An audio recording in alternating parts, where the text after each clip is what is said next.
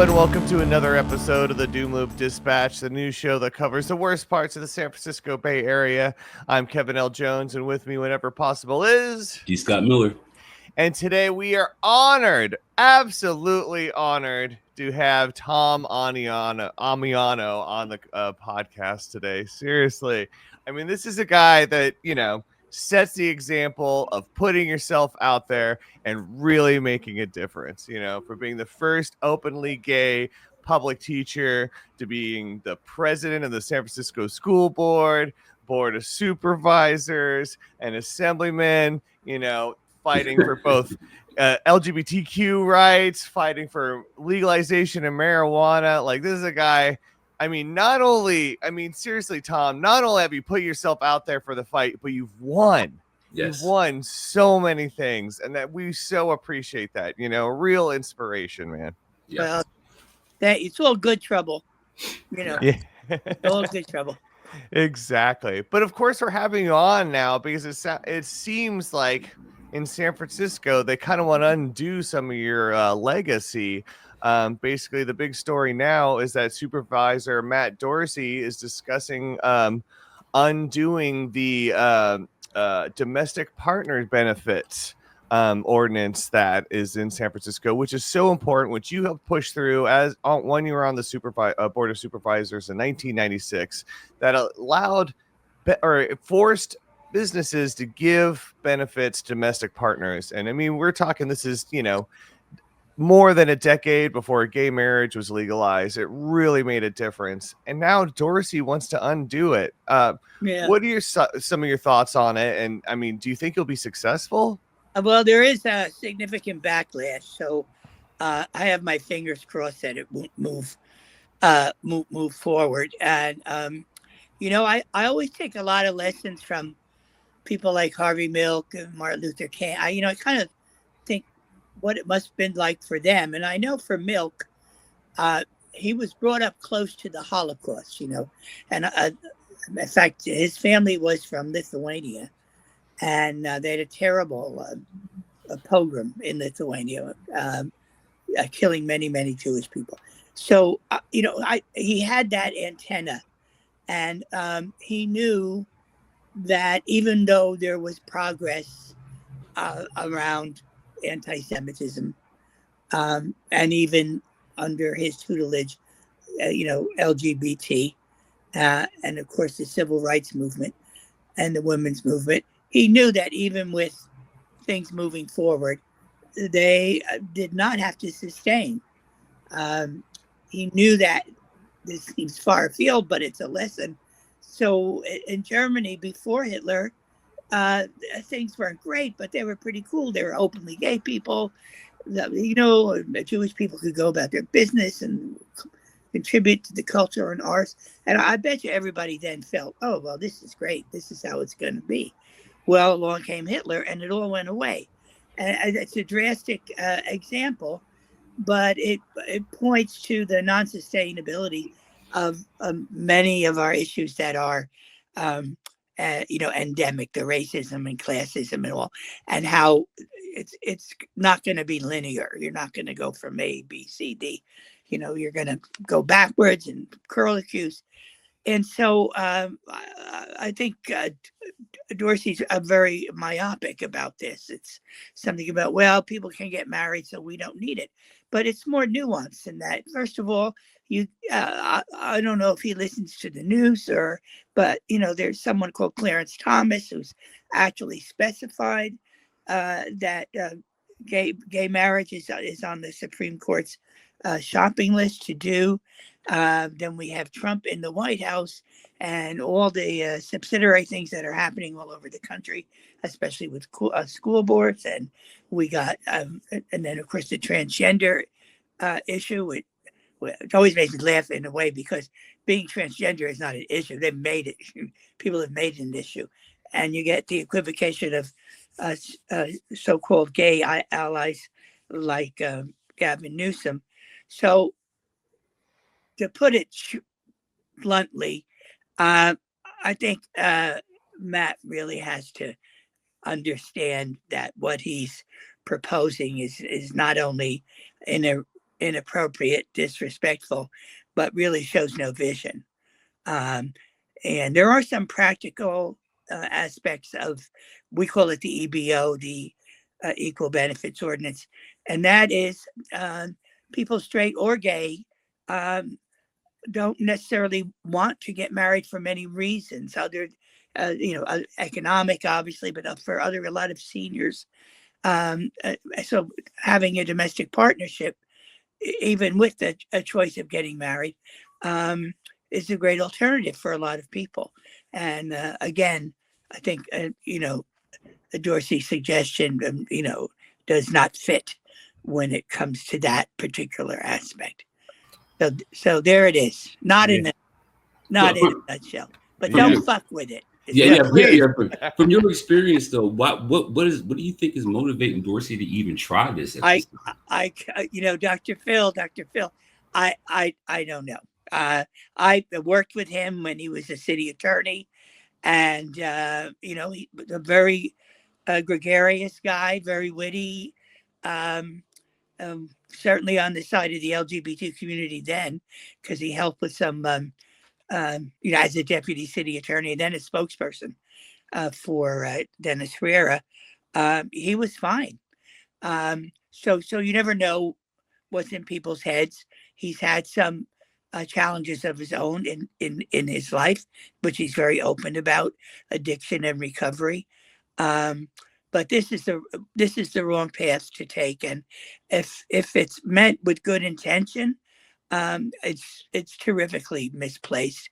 And if you look out your window and see San Francisco and love it the way I do, and also see its imperfections, it seems to me those imperfections should be a priority rather than dicking around with something that I think you've misinterpreted. Yes, yeah, totally. Well, and also there's the concern too that it seems like very right-wing gay politicians are coming into power. Could there be a possibility of Dorsey being, kind of pinkwashing this movement? Oh, yeah. I mean, again, you'd have to hear him out. I understand he's not shy with the media, and he'll give his position, and I'll give him that. So all I can do is second guess, but I know how it feels. It feels like betrayal. It feels like you're missing the boat on this one, and then it also feels the chilling effect. What's to come? Is this the canary? I saw a meme of a Newsom and then the canary dying, and they were making the analogy to the trans, his trans remarks, which were off the rails in terms of the struggle that people are now going through and not being very helpful. So yeah, and is some of it because of the Trump climate? I can't help but think yes. People are coming out of the closet, but in the wrong way. Yes. There's a lot of misunderstanding, hate, misinformation, the net. There's a great aspect to all of it, the internet, all of it. But there's also a way to abuse it, and we're seeing that. So again, it's not that I haven't seen stuff like this before, but it's always worrisome. Milk used to say confidentially, he was a very funny guy. Let's take the ass out of assimilation. Take your place. But, we ain't that, That's so great. That's perfect. What a witty guy too. But also, I mean, my gosh, can you believe that what the movement just to undo the naming of the aircraft carrier for him? Sure. Why does that have to be a priority even? Do you think, how much of this is like, the right trying to show off their power at this point, and because also too, just taking off his name is not going to make a big difference. Just petty. Yeah, exactly. Yeah, that was and what is that guy, the rule of thumb that we always had, in the community was, the more homophobic, probably the more chances that there's a closet thing going on. Yeah. And God knows, but Yeah, that was particularly offensive. But in a way, became it made the community cohesive because all the little disparities in politics and class, all that in the LGBT community, can be pushed aside many times for an issue like this. So as much as it hurts, the long run, it could be helpful because there was a very cohesive reaction to this. You didn't see any gay people. I mean, full disclosure, there were many of us who scratched our heads about naming a battleship. True. All right, we got some, so that is that. But then I even heard this conservative guy. I don't know. I definitely a Republican, but goes, well, I didn't like the idea, but I think it's stupid to take it off. Yeah, it is stupid to take it off. So we'll have to see how that progresses in terms of what does it mean to people, and in its own strange way, was it helpful as much as it infuriates? So. Well, I mean, like the thing I'm curious about though is like Kevin was talking about. It's like there has been a push right that's going on in the Bay Area, particularly in San Francisco. It's been going on for I don't really know how long it's been going on, because our last episode I was talking about how Dianne Feinstein had the Confederate flag over City Hall. I was talking about Dan White. I was talking about the White Night riots, and so I mean, like I don't know how long the push right has been going on. And as a seasoned veteran in this system, but what do you think? Like after all of your years of being involved in San Francisco politics, when did this push right begin, or has it always been actually a resistance to the left movement that was taking place in the streets? Yeah, it's been there, and it's still there. It gets accentuated by the billionaire class now. But and I do want to say, a lot of people, some of these people go, oh well, that's moderate. They're moderate. That ain't moderate. That's right wing shit. I mean, so I think what I saw was not an epitome, but a peak, especially in elections when we went to district elections.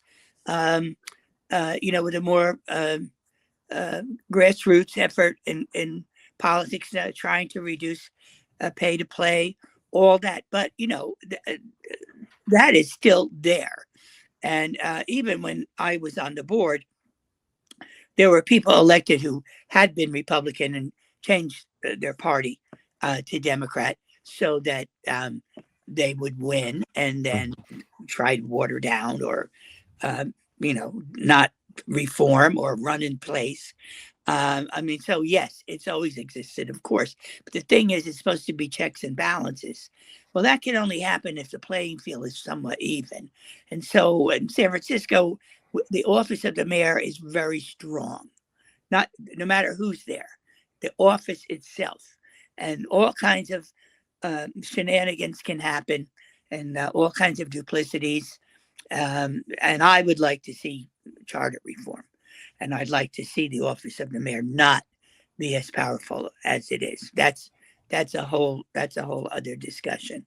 But yeah, there was a seesaw, and we did redefine the center. I think progressives. So you do have people who say that they're moderate or slash, but there are certain progressive values that they're supporting, that without maybe knowing it, who knows? So I mean, we have institutionalized in a sense, but then some of that was cosmetic, and some of that came about. We talked about assimilation, about straight politicians getting sophisticated enough to pander. So rather than run away from the drag queens and we thought the trans issues and stuff, and the communities responded positively that, and great, better than beat me over the head. But at the same time, it's pandering. It's really not recognizing what needs to be done and connecting the dots to other groups. So money. So as long as we have money in the way we do, and Citizens United. It's getting worse and worse. And see, this is the creep. And then the influx of billionaire influence. That combined to looking at elections as a way to bring the city back to the center, only pretending not, like you said, pink washing and stuff. So, and I think in the last supervisor election, except for Jackie Fielder, we saw the moderates who were paid for gain traction. Now, is that going to be forever? I hope not. And we'll see what happens. We have some midterms coming up. We have a lot, and I think it's always good when you're in a down loop, in a way that looks like your side is losing, to recognize there's really no sides, and that there will be progress, but it'll take strategy, and part of the strategy would be making sure that young people vote, and making sure the majority of those young people are not young Republicans. Yes, totally. But yeah, see what happened. Look at Mom Donnie over in New York. When young people vote, seriously, it makes a huge difference. And that's a perfect transition, because you're talking about money in politics, and really it's really made its mark in the Bay Area for sure. I mean, have you ever seen the climate, I would say, be this business friendly, especially in San Francisco? Yeah, no, it's the worst part of capitalism, and it's fun to be here if you're a billionaire and think that you're the victim. A lot of and it is mostly men. They live in this bubble, where everyone kisses their ass, and then they get distorted. I mean, the Tan with saying, "Let's kill the supervisors." I mean, Jesus, don't they know the history here? We had a double murder of the mayor and a gay supervisor at City Hall. What are these people thinking? They're not thinking. They're anesthetized by the amount of money they have, and they've been successful. And that's where things have to change. We've done everything we could for campaign reform. We went to district elections. I reintroduced that. We have limits, but there's those are stopgaps, and then people find a way around them. And like I said, the Supreme Court doesn't help that ruling about Citizens United. So we need those who don't have that kind of money and to buy influence need to have strategies that are workaround. And that isn't easy, but it's happened before and it can happen again. So I always have hope, I mean, at my age, what else have I got? So totally. I really appreciate the talk of motivation of being an underdog. We seldomly talk about that because but I mean, it's true. I mean, when you think that you're losing ground, you work harder, you push harder, you work out harder, you organize better. If you think that you're behind, and so that's hopeful. So I'd say thanks for that one. Yeah. Well, there's a big difference between a movement and elected politics. And so we have the movement. We got it. I just don't want to lose it. And of course, like you said, it has to move forward. And I think today's generation calls it to intersectionality. But, I just think of it as connecting the dots. And if you can do that, you're way ahead. And I don't, for instance, not to pick on him, but Dorsey and a number of his colleagues, they don't connect the dots.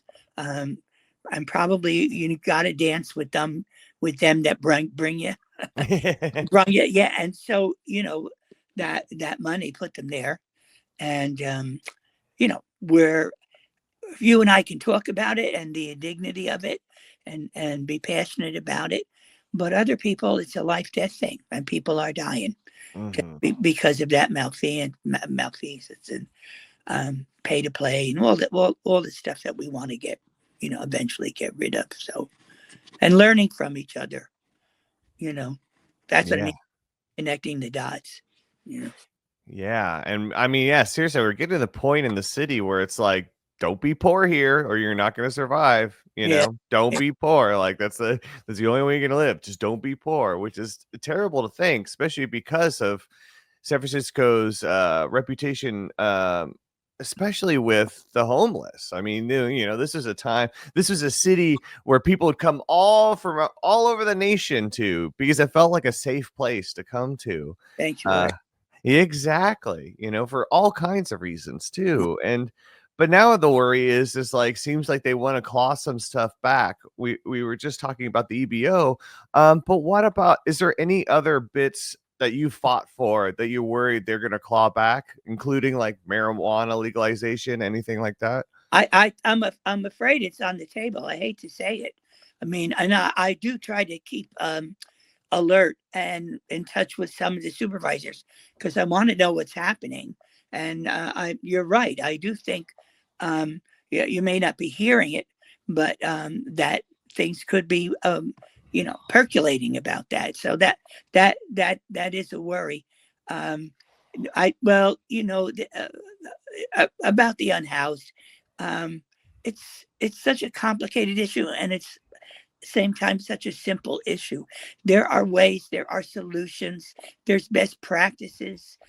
People in Finland have got it together around the issue. What we do is politicize it, grandstand around it, and actually walk away from it. And it plays right into your comment, your previous comment about poor.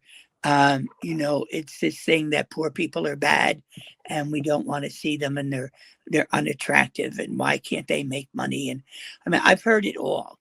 And until we keep, as long as we keep misfiring, and Lurie and his administration are doing bupkis, it's all performative. We're going to have serious problems. I tried in Sacramento, a homeless bill of rights, it was called, providing showers and toilets and all that. And basically, I was eviscerated. It's amazing the hate that people feel they have towards the homeless, even good people. It frightens me because, I've seen and experienced many of the hateful prejudices, gay people, black people, disabled people. But man, when it comes to the homeless, they don't give any quarter, Yeah, and it's just, I mean, it's so much of it is just superficial. It's just how those people look, or maybe they talk, even though like all of them could be there at some point for any reason. I just read this piece from SF Weekly. God, has to be dated back in, like, say, 2016 or 2015. And it did research. And, I always kind of assumed this, but, like, it's absolutely true. Like, there's never been a time in American history where there weren't homeless people. Yeah. Like there's never been a time in American history. Like after the Revolutionary War, there were homeless people. After every war we've ever had, the homeless people.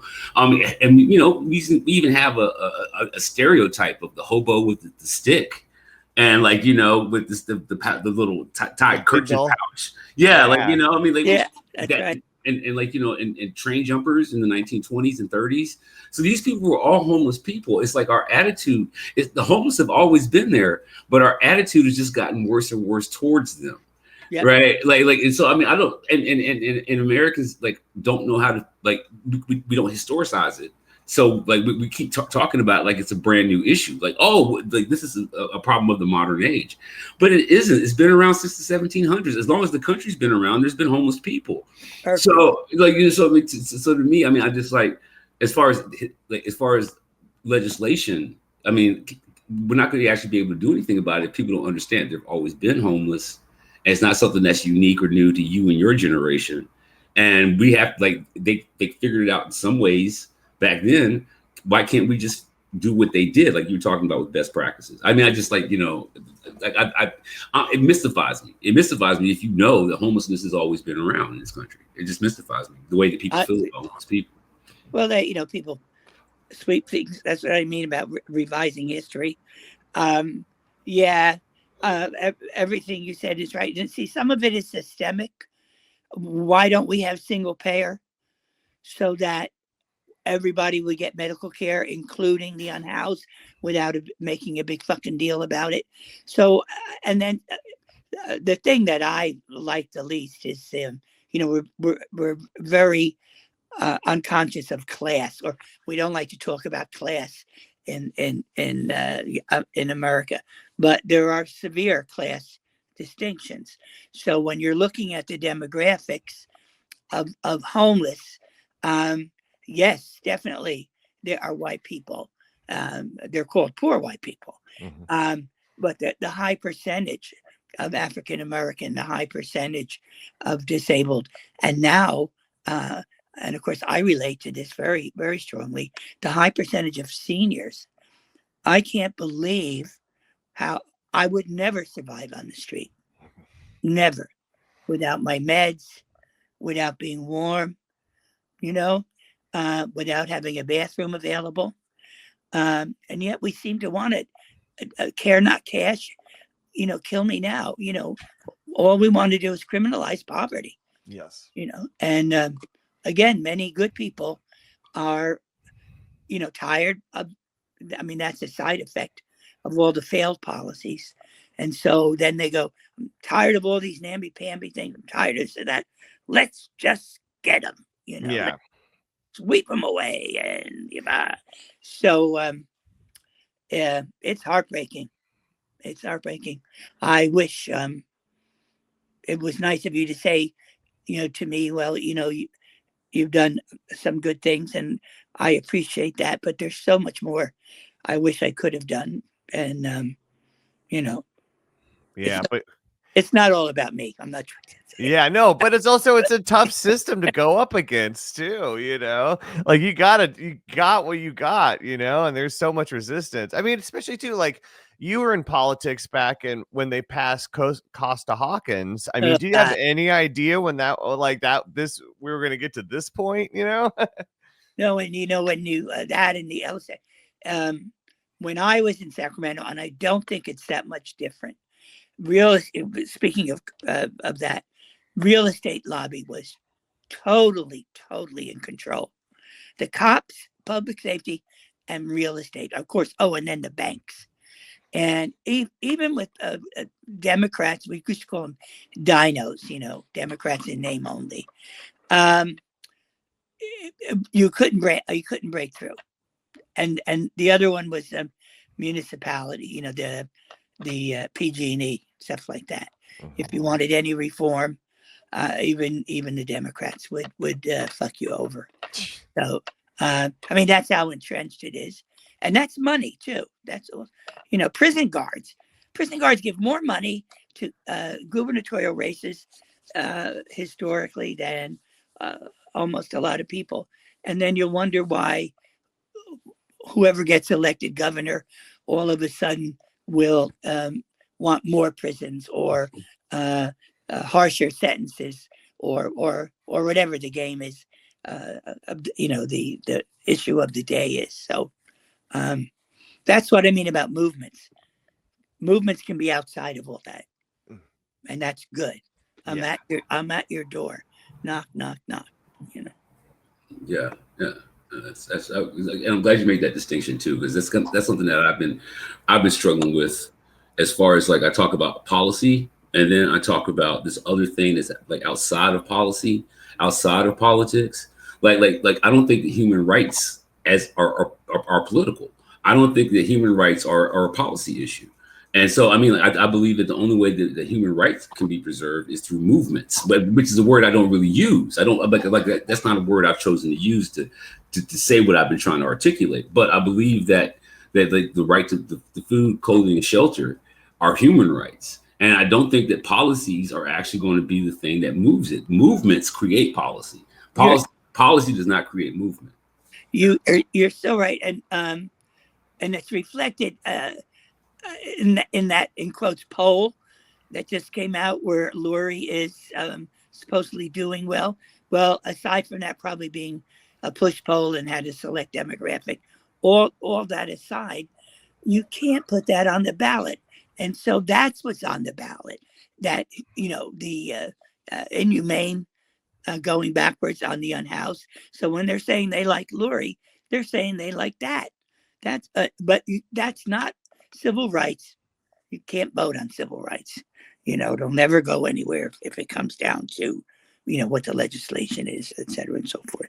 Yeah, I'm glad you defined that. That's important. Totally. And yeah, I mean, that's the whole thing too, is all the progress we have made came from movements. And now it almost seems like there's a movement on the right for the rich to just get everything they want, I think. And for us, we all kind of saw it start with the recalls back during the lockdown. Yeah. Yeah. And I wanted to know too, because you were president of the school board. How would you have acted during those recalls? Well, I wouldn't have supported him. I mean, practically speaking, you could see right through what it was about, which is the privatization of public schools. So this was just like a little, an inkling. And by the way, because I get addled sometimes, I want to say it just didn't happen here. It happened, especially in Virginia. I think that's where the anti curriculum thing started. And there's a school there that's like the one here. It's called Thomas Jefferson, and it's like Lowell. It's a public school, but very elite population. And there's a connection between what's happened there and what's unfolded here around the school board. That's just a preemptory shot across the ballot. Public education has always been in a lot of trouble, and it's kind of like, how could that be? We don't have universal health care.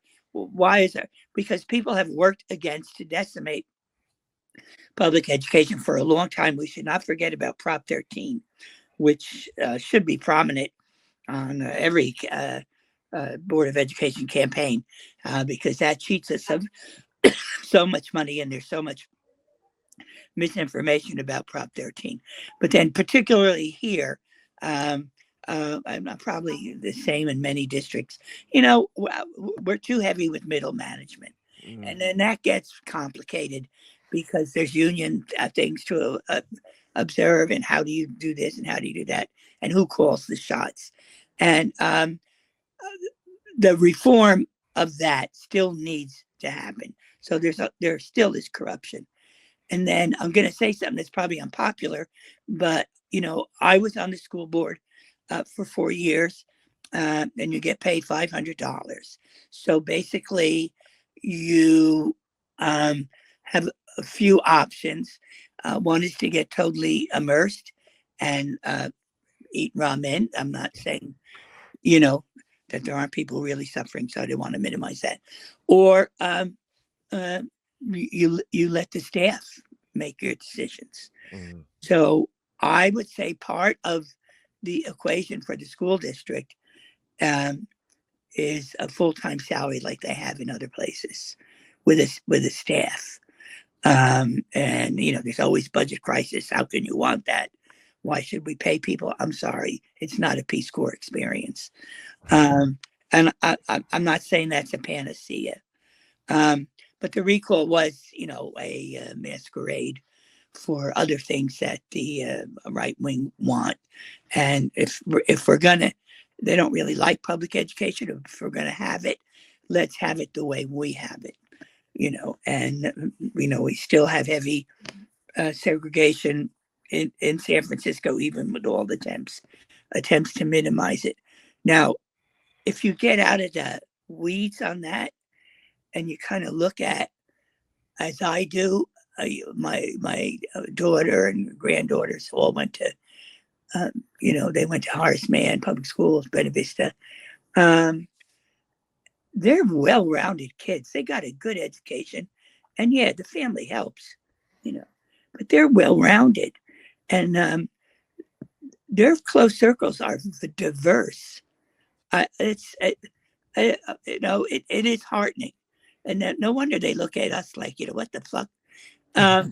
So I don't know if that answers, but it's like Jello, the school district, but the way it's happening now with this fight over ethnic studies, I knew something like that was going to happen. And then what's next? LGBT. Yep. That's that connect the dots. If the African American student and families are getting screwed, and the LGBT people are getting screwed, and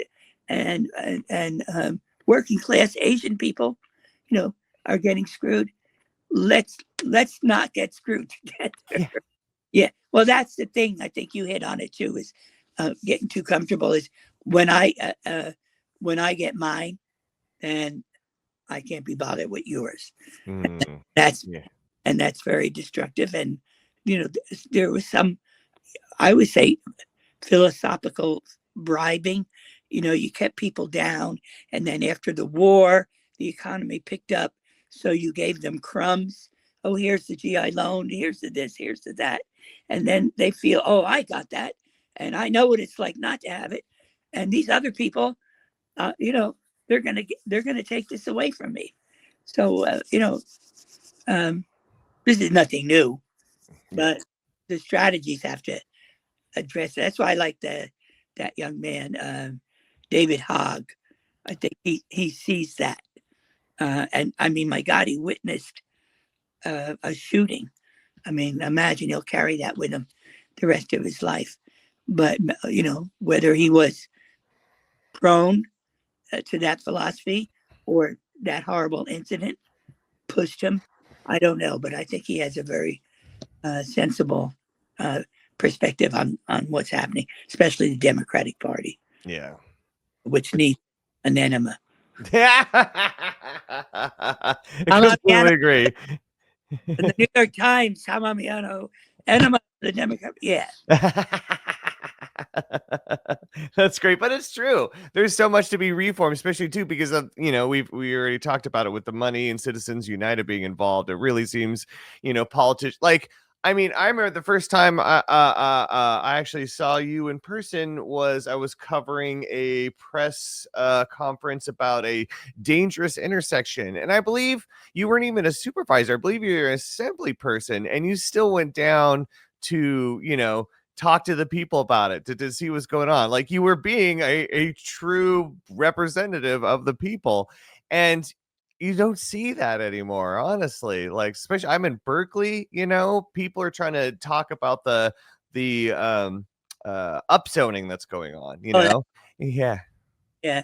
I know. Well, yeah, I think that's why I reintroduced district elections. District elections got repealed after the murders because they had a special, and especially west of Twin Peaks was very, very conservative. And the east side was more progressive. And then the murders happened, and we did have a district elected board, and that was the first gay person, the first African American woman, the first Chinese, everything. And so the right wing in San Francisco saw an opportunity and had a special election in August. After the November murders, and it was all mail-in, and in those days mail-in was conservative. So in the swap of a pen, no more district elections. When I got elected, I put that on the ballot, and believe me, that was a struggle. Willie Brown was not a happy person. In fact, a lot of the establishment politicians, even with a liberal bent, said, we don't want district elections. Anyway, we got it. And I think it's been very, very successful. But part of my philosophy was that, and Milk's philosophy and others was, you don't have to overdo it. You don't have to invite people to your, barbecue. But being out there, especially at times and in gatherings where you have a place, even if you get shit, I think there's a issue now of security that's become more prominent, and I would hesitate to minimize that, but at the same time I think there's a way to balance so that you don't disappear because you're afraid somebody crazy is gonna harm you. Maybe I'm a little ignored because I did stand up as an openly gay guy, and it wasn't always a warm reception. Trust me. And I'm putting that out there because I do think that the security issue for public officials now is a little more heightened, and that's due to the right wing for sure. Anyway, I want to. Oh yeah, well, especially after Minnesota, right? And especially that story's gone away. I mean, they killed like an assembly person or the local congressperson. I mean, and tried to kill others. I mean, that's intense, and that story is out. It's insane. They've normalized it. Mm-hmm. Yeah. It's crazy to me because I mean, I was just thinking about the Kennedy assassination. That was in '63, right? And then after that, X, and then after that, the other Kennedy. Then after that, King. I mean, so America had like this thing where like we had these people, these assassins going after left wing figures, and for some reason in history we don't really document it that way. I mean, how like they tried to say that JFK's assassin was a communist, and I'm like, how does that even work? I mean, but that's what they say, that's what they say. I mean, James Earl Ray killed King, and he was definitely a white supremacist, like Klan's guy. But nobody ever wants to connect the dots. I mean, but every assassination that we have, like, there are no left wing assassins. There are not. There are just there's like you get the Reagan insane guy. What's his name? The guitarist, who did it for Jodie Foster. Yeah, but everybody else is clearly right-wing assassins. Yeah. And so, but we never, as you said, we've never connected the dots on that. It's so weird. Yeah. I think, and Sarah Jane Moore, and she wasn't even that successful. And if you really get into it, there's a lot of mental illness there too, and gun. Mm-hmm. Ability. So how we doing, gentlemen? It's been delightful, but pretty soon. Oh, you want to wrap up? Okay, yeah, we can wrap it up right now. I'm just grateful. I want to say I'm just grateful for all the work that you've done, and all the ways you've inspired, like me and Kevin, and a whole lot of people who, have just coming from marginalized spaces or marginalized thinking, or just having fucking heart and having some compassion. And like how does one move through the world politically? Yeah. And so just wanted to say thank you for your time and thank you for your service. Yeah, serious, Tom. And I mean, I guess one quick question before I go. You did so much for your community, and it's now it's getting harder for seniors and stuff. And also it's not like Cleve Jones, he might lose his place in the Castro. It seems like while you guys are both honored, this also they're not making it easier for you. How are you feeling now as being like a such a groundbreaking, you created a community, and helped really establish it. How are you feeling now about it all? I'm still good. I mean, it's that that hope. Sometimes people, I think, when you say hopeful, they think, like the Hallmark card. But no, hope is like what especially the drag queens used to say. You get knocked down and you're bleeding, and you get up and you take the hairpins out and the bracelets off, and you get the nails ready and you go in for it. That's hope. So that's what I got. And along the way, of course, there's but I feel pretty privileged. Awesome. Yes, you are. But anyway, kudos to you guys because there's not much avenues or platforms, and you had the initiative and enthusiasm and commitment to start this. So I very much appreciate it. All right, Oh, thank you. that Thank you. rules. Yeah. And look at us. Awesome. We got Tom Ammiano Yeah, on. we did it, man. We're so awesome. And that only happens because of our audience. You know, thank you Yes. everyone for supporting us to get us out there. Keep following us on the socials. Yeah. Keep supporting us on Patreon. We Yes. appreciate Tom coming on. And till next episode. Keep fighting the good fight. That's right.